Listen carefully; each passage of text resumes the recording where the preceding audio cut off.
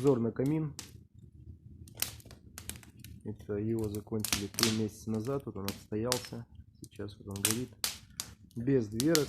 Но я бы поставил сюда дверки, потому что отлетают угольки на 1,5 метра. Получается дровница. Здесь вот полка, ключница. И здесь получается у нас полка каминная.